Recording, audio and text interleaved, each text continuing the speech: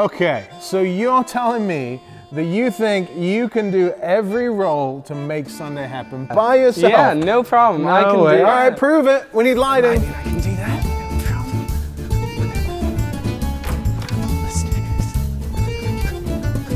Okay, lights.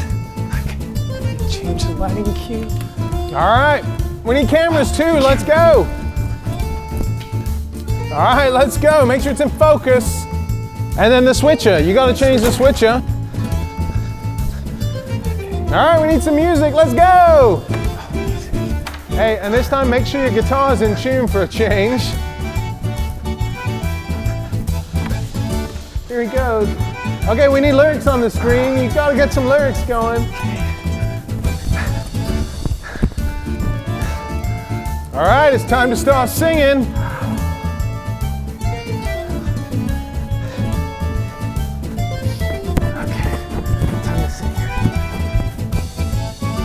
Yeah, okay. It takes a bunch of people to make Sunday happen. And we have lots of openings for musicians and vocalists and tech people or running the camera. Man, if you feel like God's leading you in that direction, we'd love to hear from you.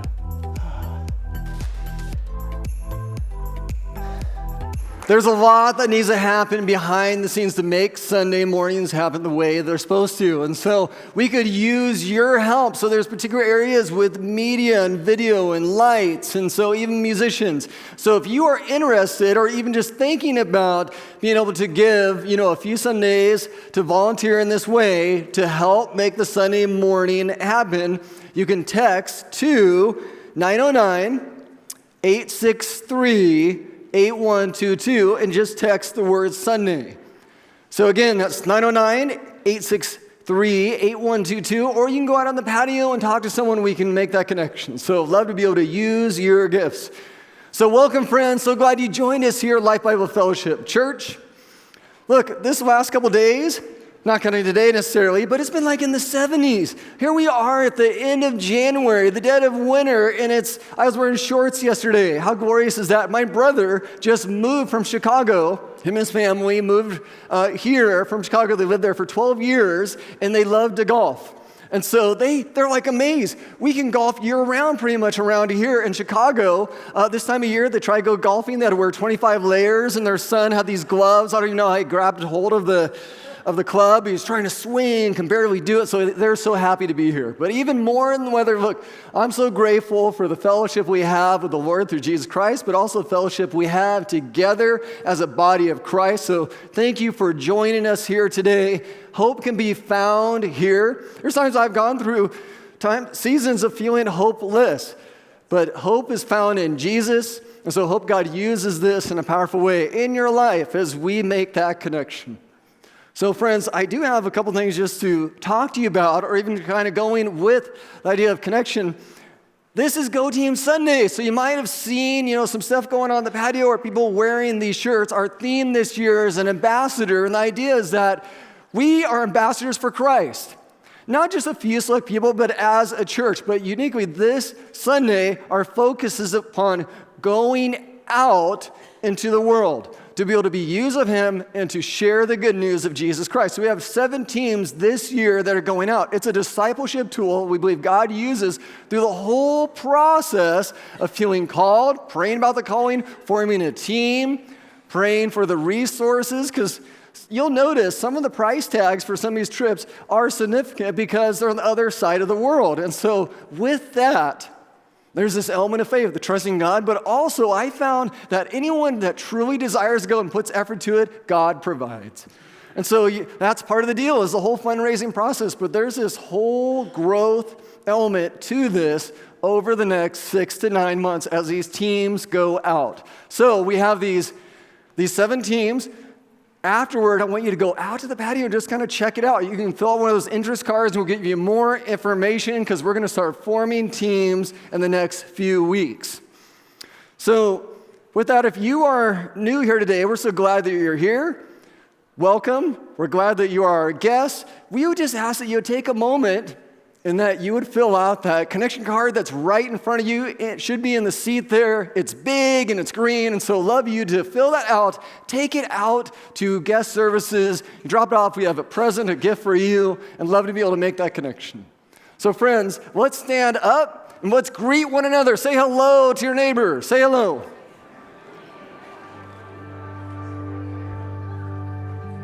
Good morning. Ready to worship this morning? All right.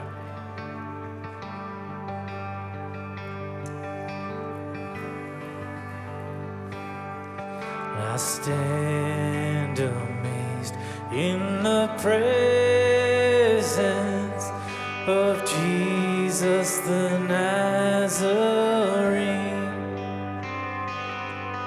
and wonder how he could love me, a sinner condemned unclean. We're singing how marvelous and how wonderful, and my song shall ever be, and how marvelous and how wonderful is my Savior's love for me.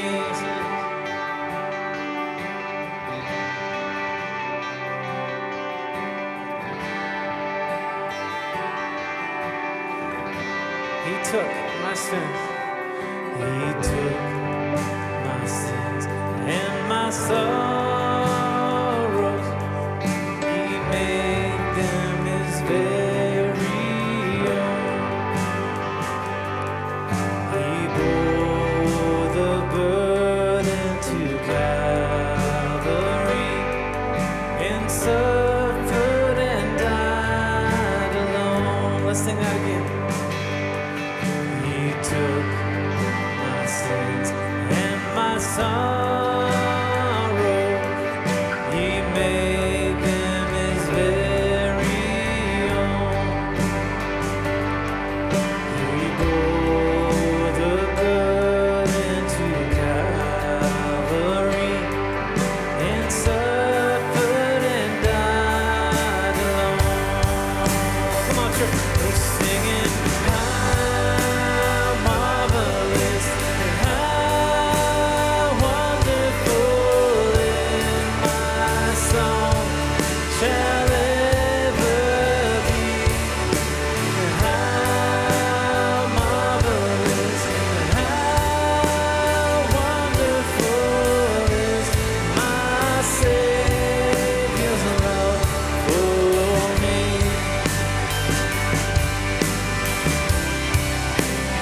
Everybody singing how marvelous and how wonderful, and my song shall ever be. How marvelous and how wonderful is my Savior's love for me.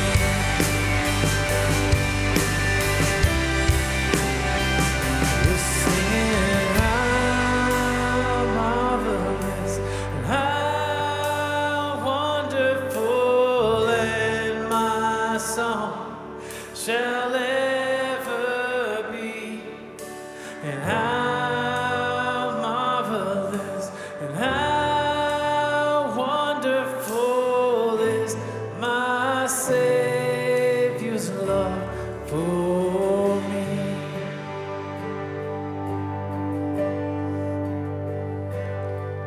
And with the ransomed in glory, his face I at last shall see.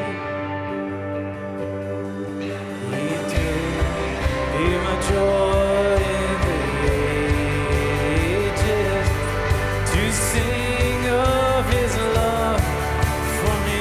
Yes, Lord. We're singing how marvelous and how wonderful,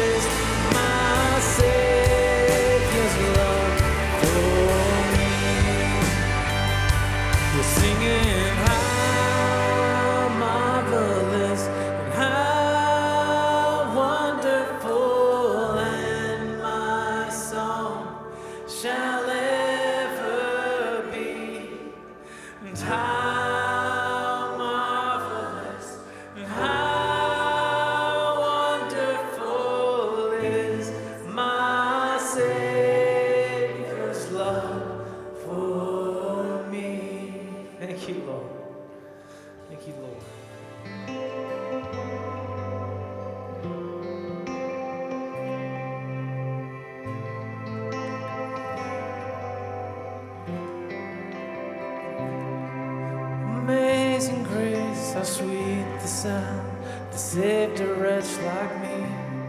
When I once was lost, but now I'm found, was blind, but now I see. Hallelujah. Christ is risen from the grave.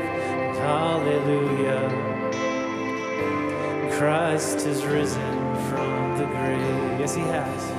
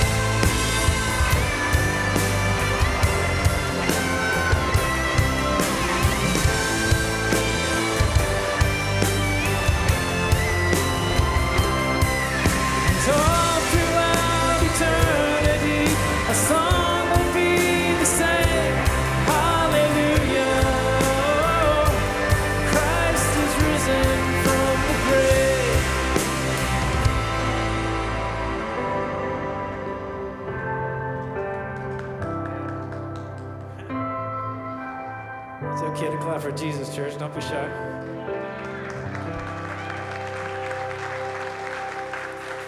We sang about the risen Christ. Now we're going to sing about heaven right now. There's stuff going on in heaven. There's worship in heaven. There's worship that we know what it's like because the Bible tells us what it's like. Amen? Yes. And worthy is the Lamb who was slain. Holy, holy is he. I sing a new song to him who sits on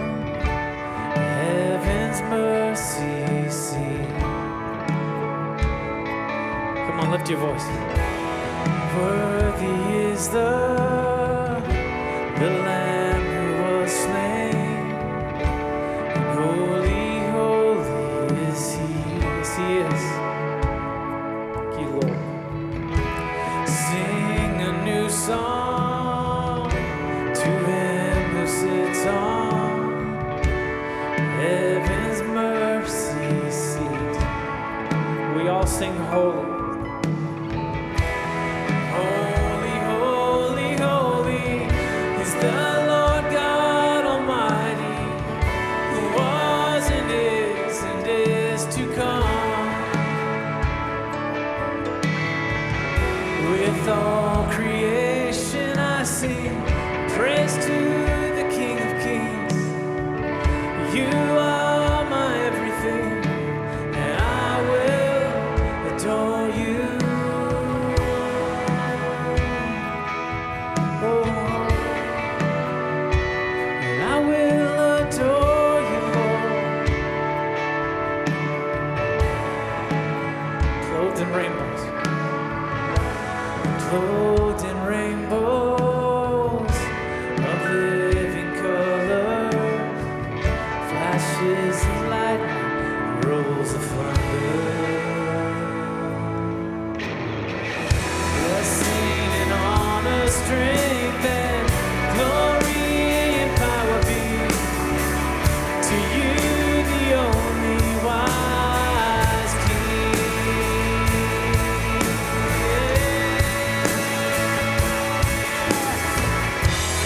Holy, holy, holy is the Lord God Almighty. Yes, was and is to come. We cry out one voice. With all creation I sing praise to the King of Kings.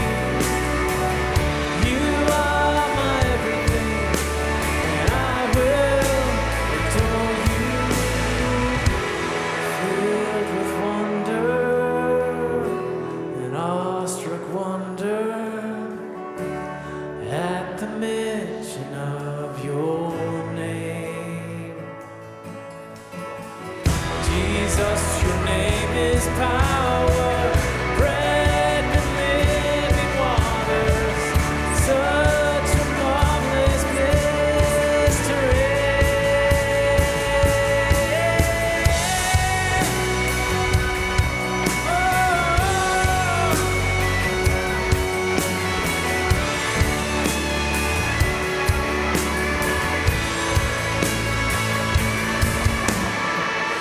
Holy, holy, holy is the Lord God Almighty, who was and is to come. With all creation I sing praise to the King of Kings.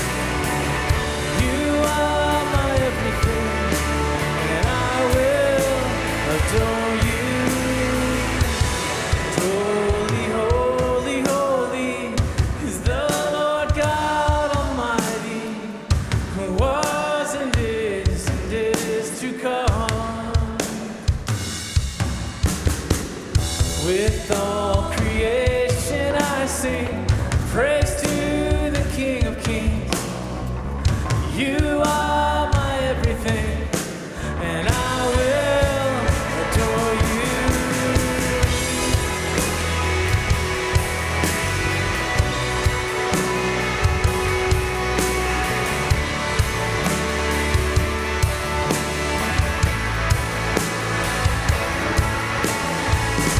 With all creation I sing praise to the King of Kings.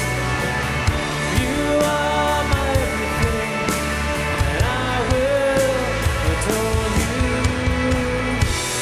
Holy, holy, holy is the Lord God Almighty, who was and is to come.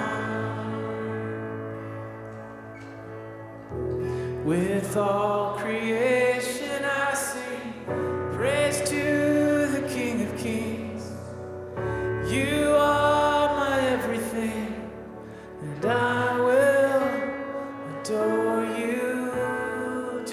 heaven right now. Close your eyes if you will.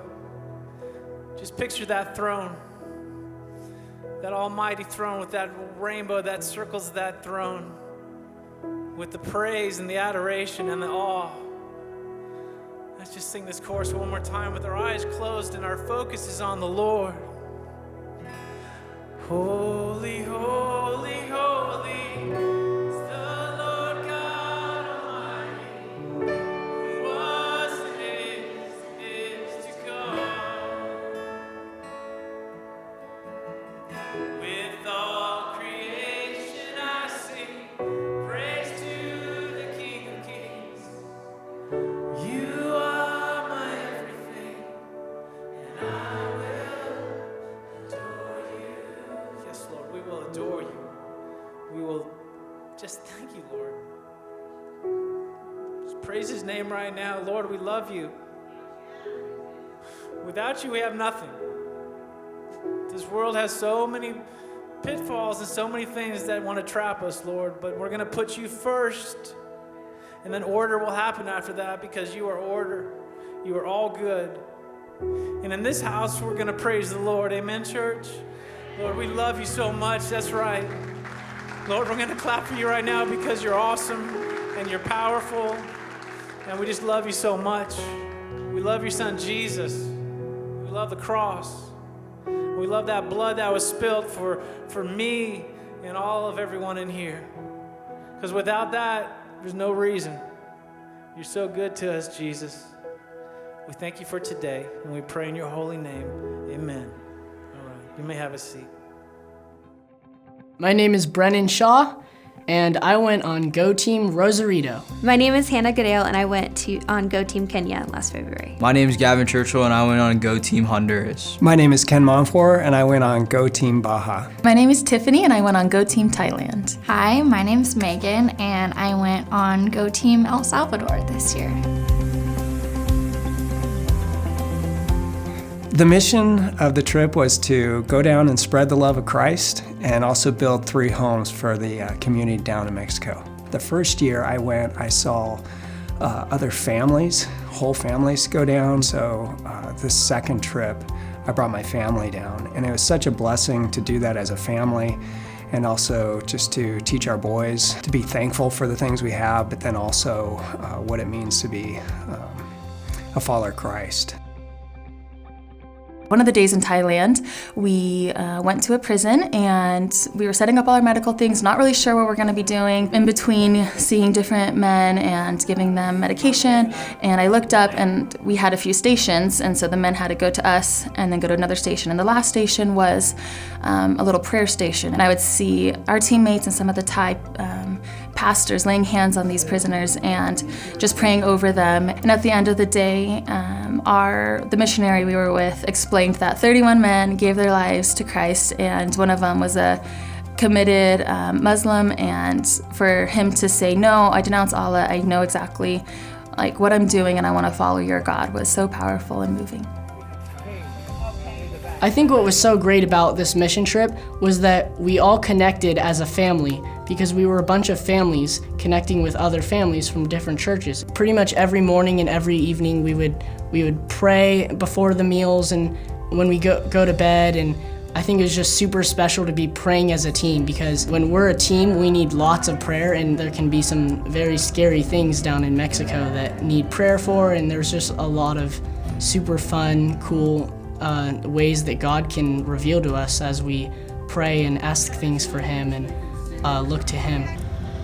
There was a kid named Isias that really stood out to me at the trip. His whole thing was he had some beat up clothes, he had some beat up shoes, but it was really cool to see the joy out of them and that they were always so happy with what little they had. Personally, I had never been on a mission trip as far as Honduras, so I had a lot of nerves. I was nervous how I was gonna go. I was nervous that the kids were gonna like me and I was gonna be able to grow relationships with them. But it all worked out, and it was a really fun time, and so many memories were made through that trip. Just a reassurance that God has a plan for everyone, and that he's working miracles all the way across the world, and that even though I'm here and I'm just going for a couple weeks, that he can use my skills in whatever they may be, whether they're just sitting and talking with someone or whether they're taking pictures to tell stories when I'm back home. He can use each skill. He knows what he wants to do with me, and he knows how to use me. So on the last day that we were there, we felt a little defeated because we had to cap the well. We weren't able to install a hand pump because we had to drill so deep for the water that we had to then raise money to bring them an electrical pump. So we were a little defeated, but the last day, you could just feel that God had a different plan for that trip, and that was just to make deeper connections with the people in the community that we went to drill the well in. So many people were just excited that we were there, and they didn't even care that they didn't have access to the water right away. They were just so happy that we came and that we all befriended each other and that we were just doing all this in Jesus' name.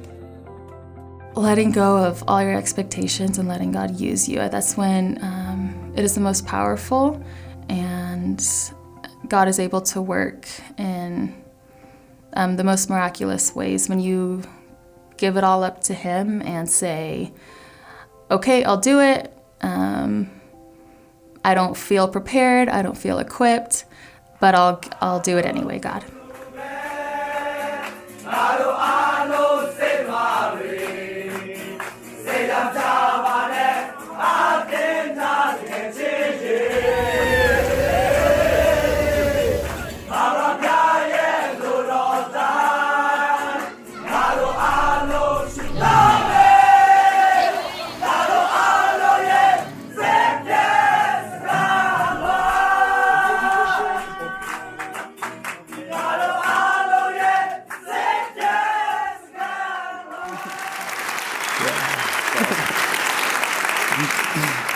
All right, it's Go Team Sunday.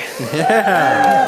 This is awesome. If you don't know what Go Team stands for, the Go stands for Global Outreach. So this is a Sunday where every year we really focus in on how God is calling us as a church family to be a part of what He's doing all over the world. And I'm up here with Troy Spilman, our local global serving pastor. You got it. I got it right? Yeah. All right, that's good. And of course, Charles Kurtek, our Go Team's coordinator. And I wanted to do something. We're going to do several things today in kind of a discussion way. We're going to walk through our passage, which brings out our main theme for this year. We're going to end up talking very practically about what we're going to do and how this whole idea of being ambassadors for Christ applies to all of us. But I wanted to do something before that, and that's that I know there's probably some of you in here that you're thinking, all right, I'm not really a missions person. That's something for other people. And you may even assume the three guys up here, they must have been these guys that since they were 4, they wanted to do missions and champion that, which is really not the case with any of us. So I thought, why don't each of us just take a couple minutes and share about how the idea of cross-cultural gospel work has become something that God's put on our hearts. Mm-hmm. And so Troy, why don't you start with that? Yeah, so I gave my life to the Lord when I was 19, but it wasn't until I became a youth pastor at 23 that I actually did something international. Before that, it was kind of foreign to me, but one of the pastors kind of challenged me. Said, hey, what about bringing junior hires to the Philippines? And I thought it was crazy. We ended up for 7 months training, preparing, raising money. We took 13 junior hires to the Philippines, me and my wife and a team. And we went up into these villages that are super remote, way up, where it's cloudy all the time. And so when we were up there, we realized, hey, there's people here that have never heard about Jesus. Hopeless. We thought, okay, we can do something about this. We can help meet this need. And God did a work in our group, in our church, by going in faith to another place. So I've seen the work that God does through us, but also the work that God does in us through this. Yeah. How about for you, Charles? Well, I accepted Christ when I was 17 and then just had I was in the military and I went through some really tough places for a few years, but just coming full circle, 10 years ago, I was really getting more involved in a different church, and then we came here, and I never considered missions. That was I don't go over there. We have work to do here. In fact, I remember it was probably 8 years ago at a different church, and we were asking about doing a Mexico thing, and I was like, we're not going to take the kids to Mexico.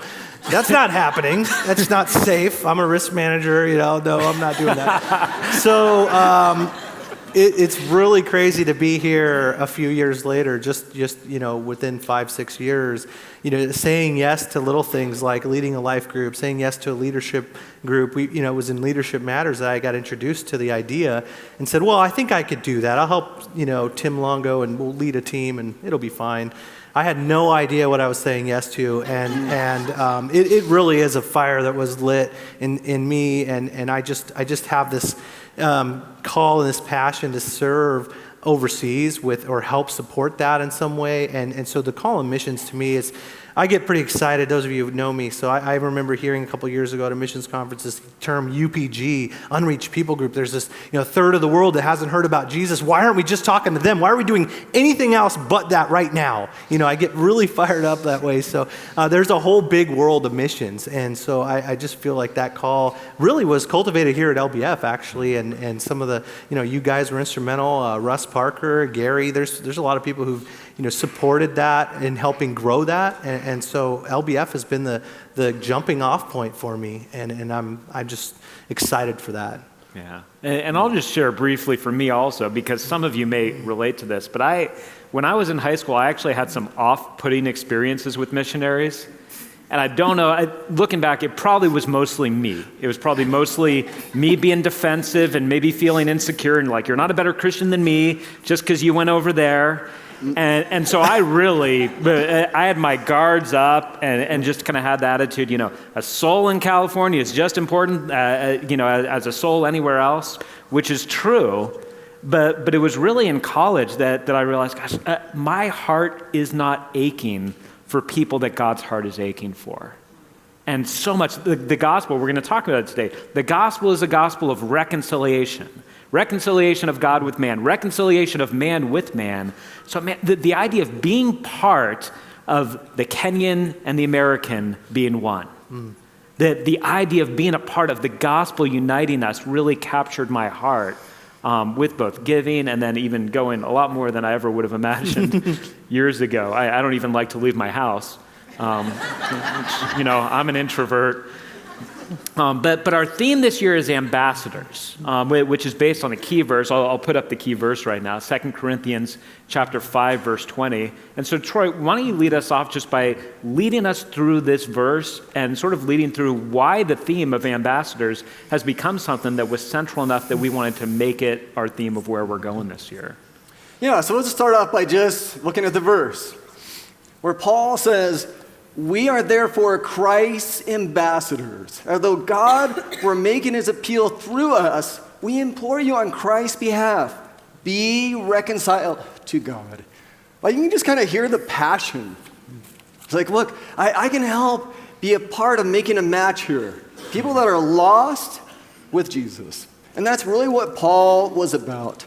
Now, there's some terms here we just need to look at. We need to unpack. So you have this term ambassador. We get this idea of an ambassador as like a representative from one country, one place to another. And an ambassador's role is not to represent their own ideas, their own thoughts. Really, they're actually given what to say. They have a clear message they're supposed to give.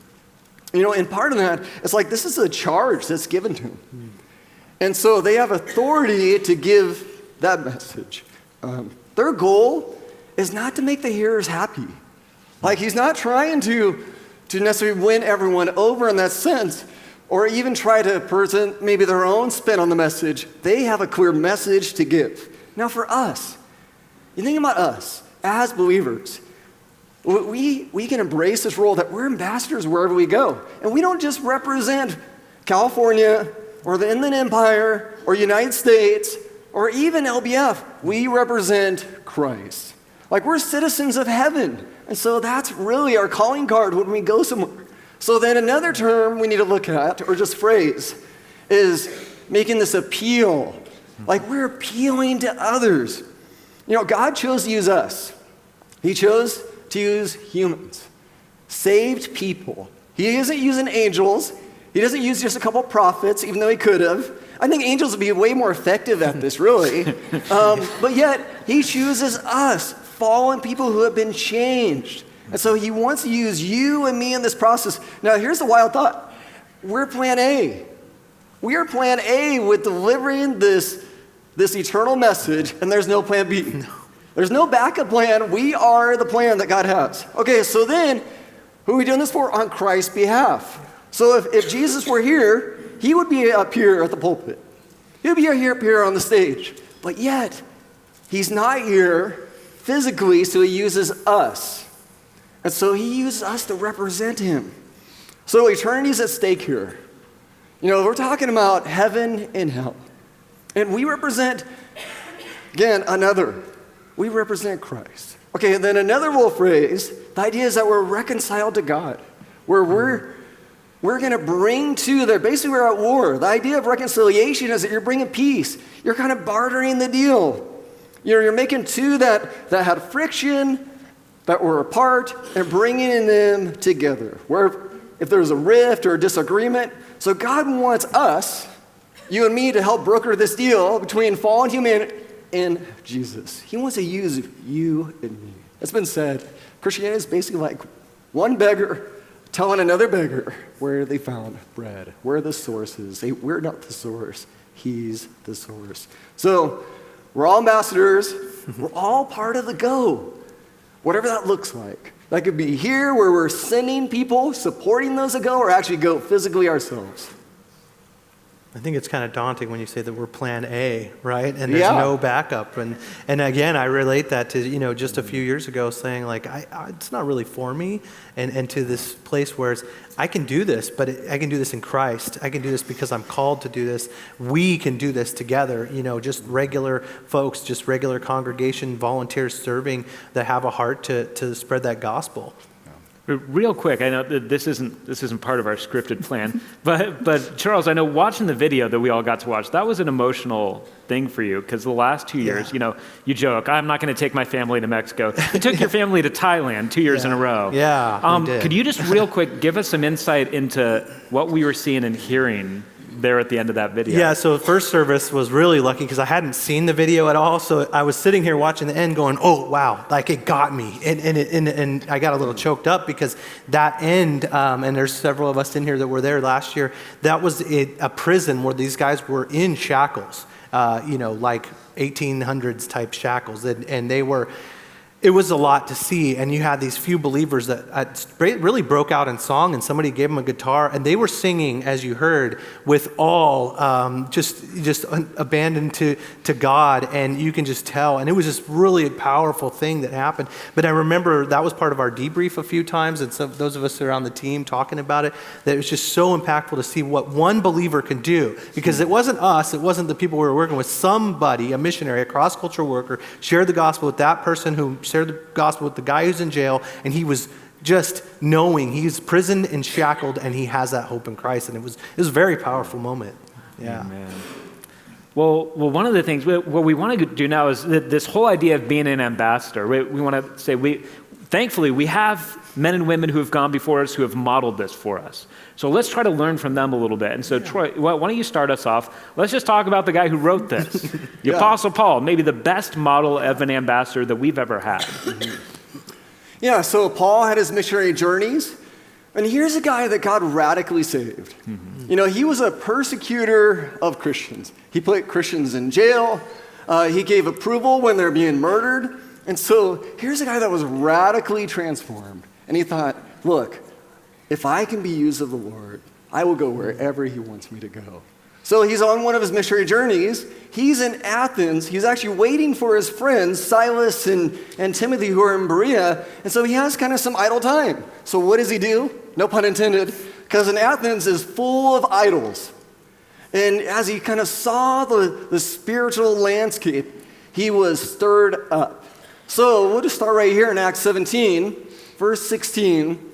It says, while Paul was waiting for them in Athens, he was greatly distressed to see that the city was full of idols.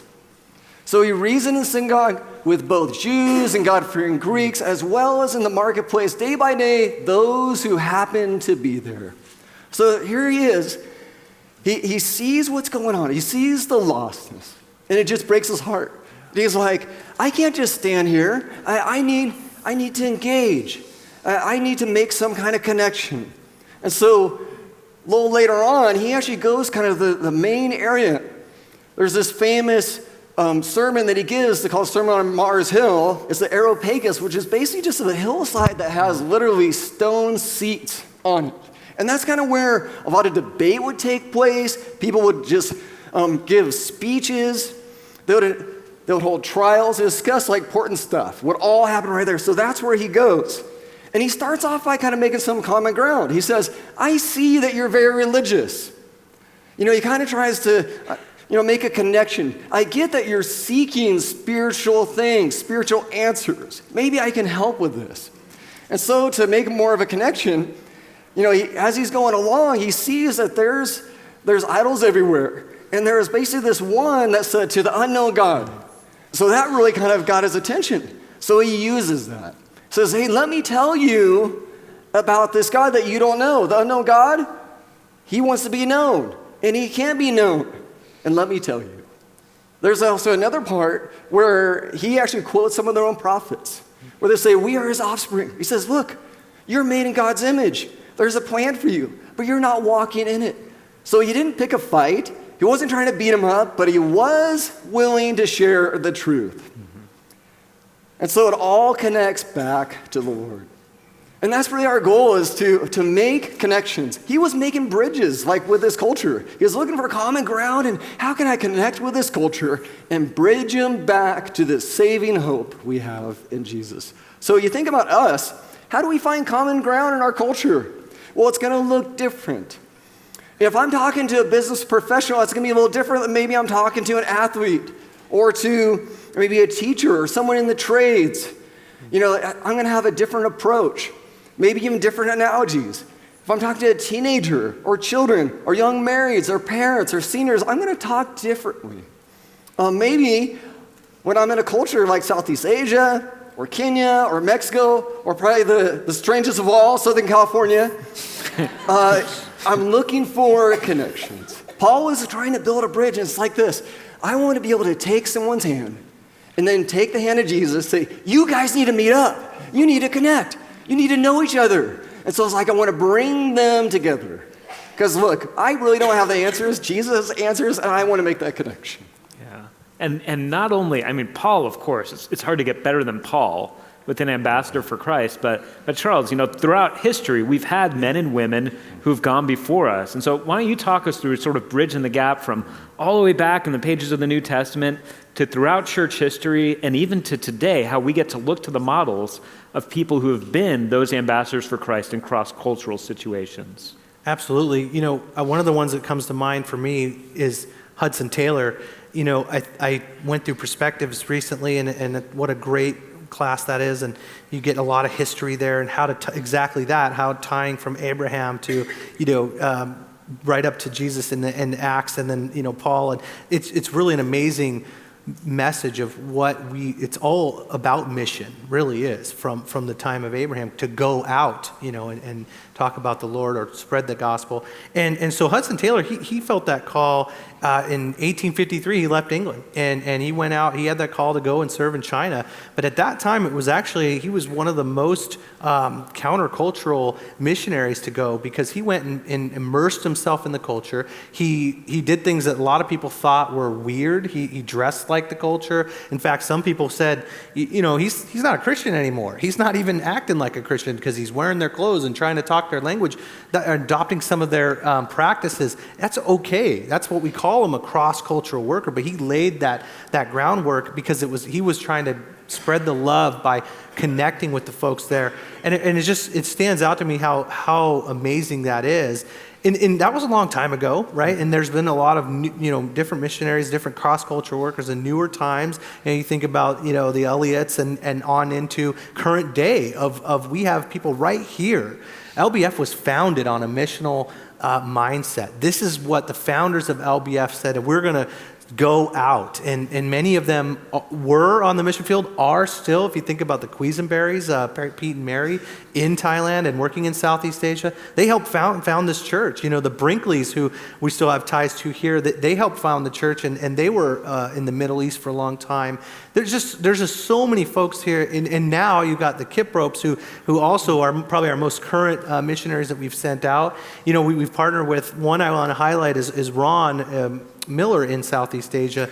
You know, he has one of those stories too, that he had this call in his late 40s, which encourages me, because you don't have to be a college student and just, I was a mission major and now I'm just going to go on them. That's not how it works. It's, you get a call and you can go. You can go in your late 40s and 50s, and even in retirement. We have young retired folks here, or people who are just getting ready to retire. They're very young, some young retired people who are ready to start the next chapter in their life on the mission field. I'm not looking at anybody in particular, okay? I know several of you. You know, but I even feel it myself, because, you know, coming back, you know, my wife's not in the service still, so I can talk about it. We are praying about it. I mean, who knows what we can do with our family and other families here. Maybe you're in the middle of your family life, but God can use that. Maybe it's for long-term work or somewhere in between short-term and long-term. But Ron had this amazing story. He answered the call in his late 40s, went to Thailand with a backpack and nothing else. And he's been there 30 plus years now, 4 orphanages later, 3rd generation, spreading the gospel in Myanmar, in Laos and Vietnam. He's an old retired vet from Vietnam who had this call for Southeast Asia. And it's just amazing to see those stories. They're still happening today. It's not for yesterday. It's not for the history books. We can be a part of this. We are a part of this. And that's really what excites me, because myself included, all of us, we can be a part of that. And it's exciting. It really is. It is. And that's where, before we get to kind of unveil where we're going this next year, we did want to take some time to say, you know, this call for ambassadors is for all of us. We like to use we terminology. You are not a Southern Californian who happens to be a Christian. You are somebody that God has placed at this time and place to be an ambassador for Jesus.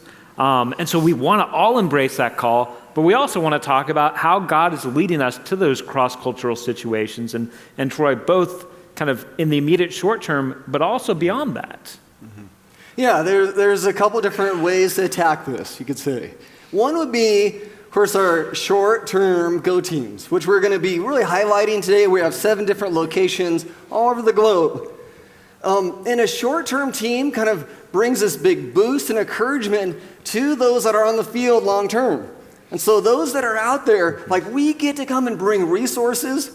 We bring kind of this extra level of energy. We bring skill sets that are very unique. And so we get to be a boost, come alongside them, because look, we're not going to fulfill the Great Commission, which is to make disciples of all nations, just with short-term teams. You know, there's a short and a long. So we want to be support to the long-termers that are out there that we can support. We come alongside. But also, just in the process of the short-term teams, I would hope that you'd be praying. How could you be involved? Maybe you're supposed to go. Maybe you're supposed to support. And so some of those trips have some significant price tags to them, because you're going to the other side of the world. Okay, and so that could be intimidating. Here's what I'd say. Don't write yourself off for this. Yeah. Mm-hmm. I've seen God provide in amazing ways, and really, maybe some of us, we're going to be the ones that are going to financially support this endeavor where we get to be involved as well. You know, it actually takes teams to be able to go, to actually send one person to go. And so we're all in this. We all have a stake in this. And so that's kind of the beautiful part is the unity and the faith that develops in this whole process I've seen over the 6-12 months before teams actually go.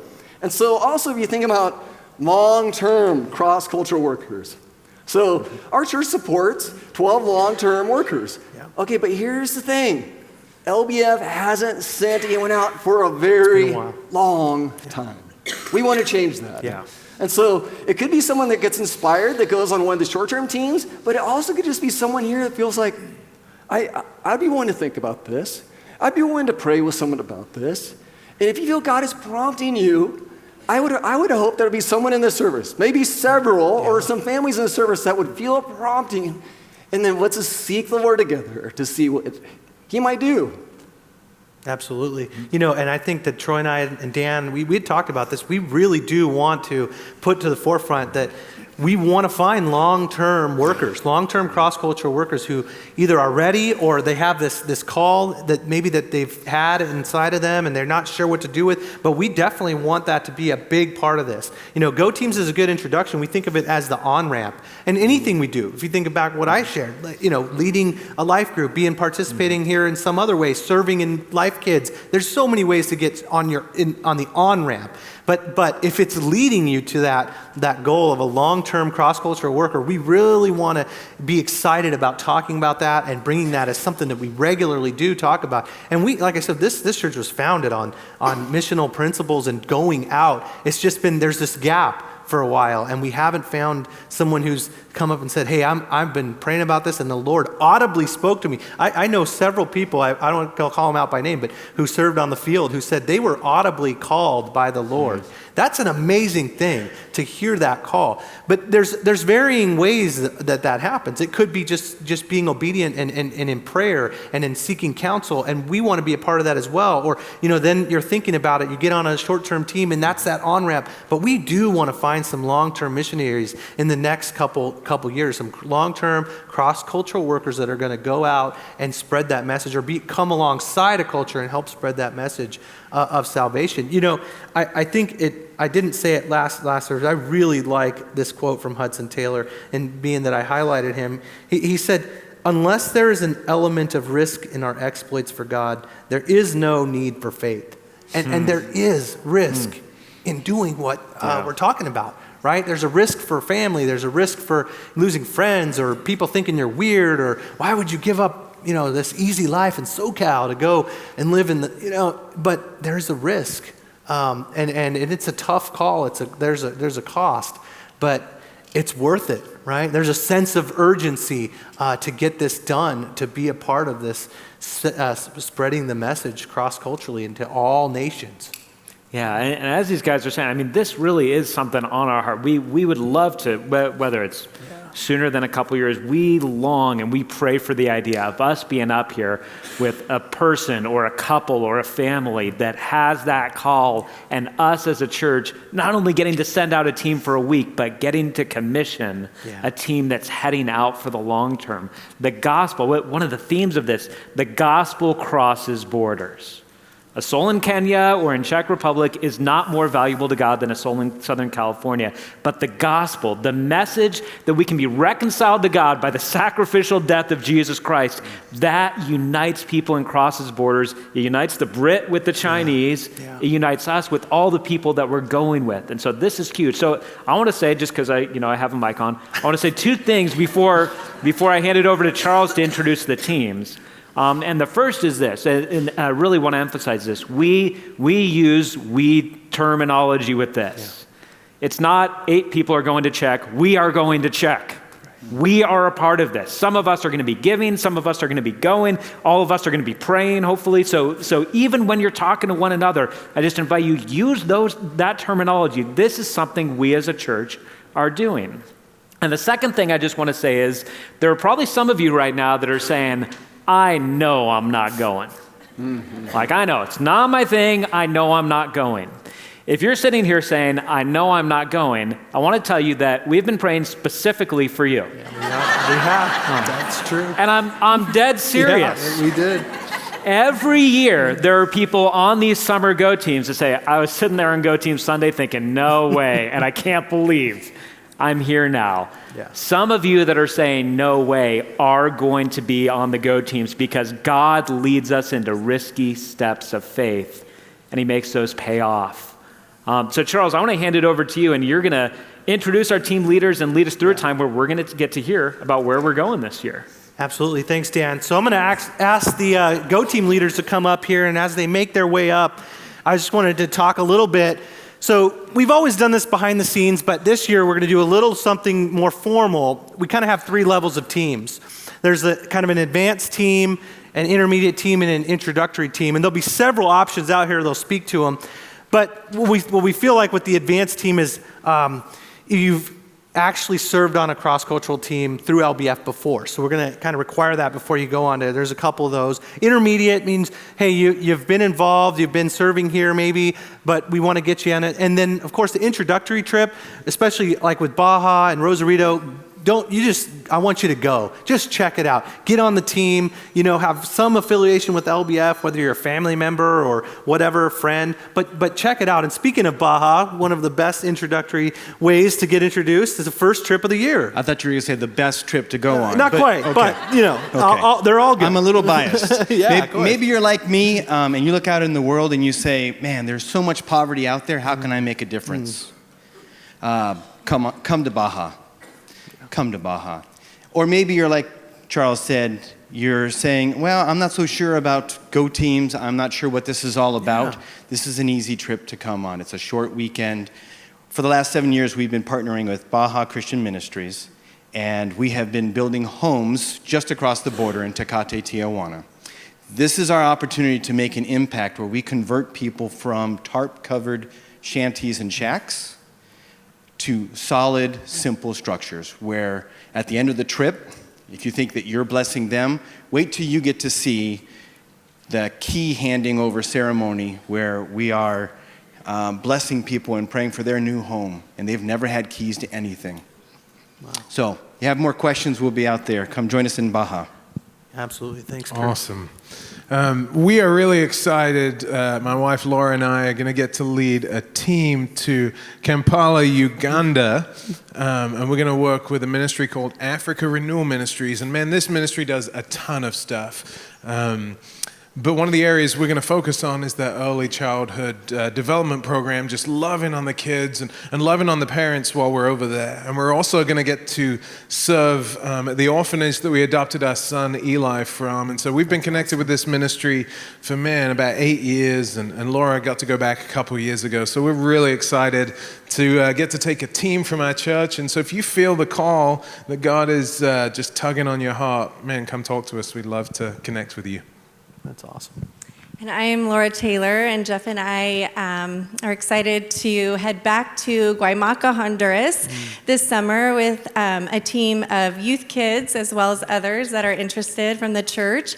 And we get to partner with an amazing organization as well that is dear to our hearts and would be my 6th time going, and last year our whole family got to go. It's just been a really special time to connect with the orphanage down there. They have over 500 kids that have been abandoned in some form, loss of parents or abandoned on the streets, abused, and it is just an incredible opportunity to love on them and to do VBS type activities with them and just really serve the orphanage however they need us that week. So there's also an information meeting for any parents of students that would like to go on February 23rd, just to get more info with that, because it will be a youth-focused trip down there, but would love anyone to partner with us. Yeah. So we are heading up a trip to Rosarito. So with Rosarito, this is something that my family and I have been a part of with a small church 15 years ago. Now it's grown, it's huge, and they planted 20 other churches. But what's great is that we get to work right there in that community. There's orphanage there that we work with. There's a home with special needs that we go in. There's also a dump ministry. People actually live at the dump. And so we actually go out there, we preach the message, we serve them lunch. And so God is opening some really great doors. But this is a family-friendly trip, where this could be good for singles, for married couples, even maybe a parent and a son or daughter, or whole families. And so this has actually been really fun, part of tradition our families continue to go on, and so love you to join us. So we're going to the Czech this year, partnering with Josiah Ventures, and we're going to take a team of hopefully college and young adult kids to go over there. What they do is they have camps to teach English as a second language to Czech kids, so kind of high school, college age kids, and we take some kids that are the same age or a little bit older than them to teach them that. The Czech in Eastern Europe is a very un-Christian nation, less than 1% Christian. And there's a lot of history there between communism and the Catholic Church, why a lot of them do not believe. And so when they started this ministry over there, this guy went over there and was teaching and just basically said, hey, can I talk to them about Jesus? And they said, as long as it's in English. And so we get this opportunity to go over there and do English camps. And in speaking English, we can tell them about God and tell them about Jesus to a big group of young kids who don't have any faith base or have not been introduced to Jesus yet. So. Hi, I'm Lori Baez, and this summer I am getting to go to Kenya and partner with Michelle and William Kiprope with Hope Matters, and also with the Ilchamus people over there. We're going to be doing a youth camp that's for 3 days. The youth over there is considered between 16 and 24, and so we are so excited to be able to go over there, partner with the leadership, and share just the gospel with the youth that are there. So that's our trip. Well, good morning. I'm Stan Kloffenstein. We're going to be going back to Thailand again. We're going to be partnering with our long-term missionaries, Peter and Mary Quisenberry, and working at their school and with our outreach ministries. We'll also be working with Bon Emmanuel with their 4 orphanages and also outreach ministries to Burma and possibly Laos. So you might be sitting there saying, I wonder if I can go, but what I'd like to pose a question to you is why can't you go? I like that. Well, friends, you have a lot of great options. You have these 7 different Go teams that you could possibly be a part of. So I'm going to actually dismiss this crew. They're going to be up here. We're going to be here as we continue a time of worship. You'll have the team leaders up here to be able to pray with you. If you feel God's just tugging on your heart, come forward, pray with one of us. You can ask questions. We also have team members out on the patio that you could talk to out at Next Steps and get more information and sign up there. But here's what I want to encourage us. We're all a part of the Go. I might not necessarily go to another place, but I can support those that do go. Maybe you're feeling this tug for long-term work. Maybe some of you, you're going to be able to step out in faith and trust the Lord to go on one of these short-term teams. Maybe it's a more close, like one of the Mexico trips, or maybe it's something farther, like Uganda or Kenya or Thailand. Whatever it is, God wants to do a fresh work, I think, in us, but also through us. He wants to use us. We want to be tools in His hand that He can use to be able to bring His message of care and love for the world. So as we have a time for worship, we'll be up here afterwards so you can pray with us. So let's all stand together.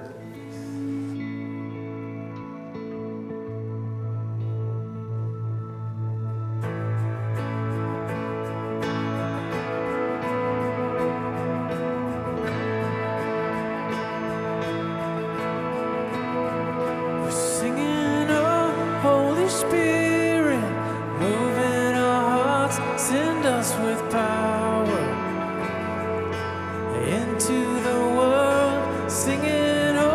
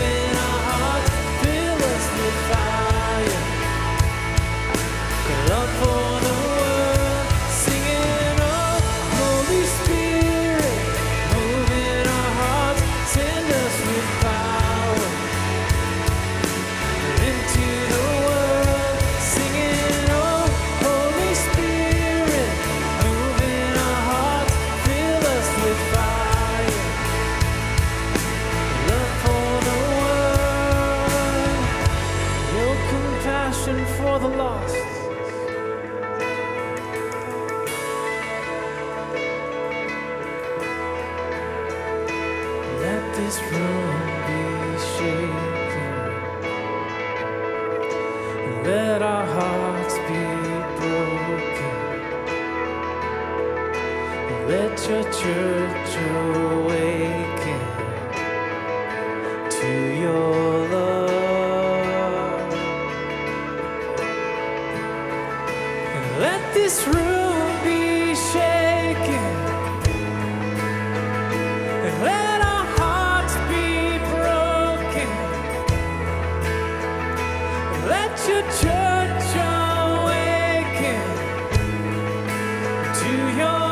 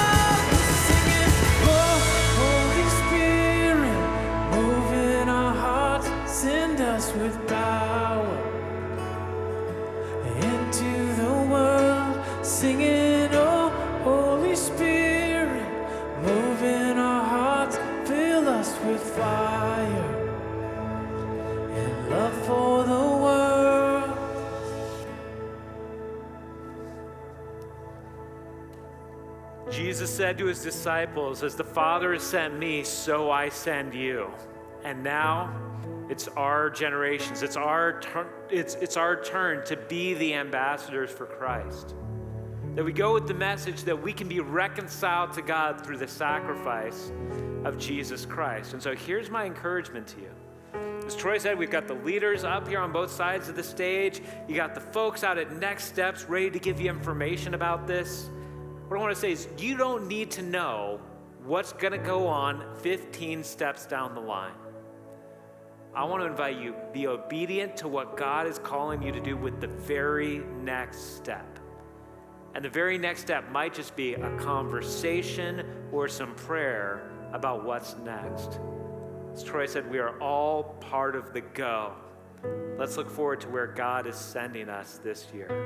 Amen? Amen. Thanks so much for being here. Have a wonderful and blessed rest of your Sunday.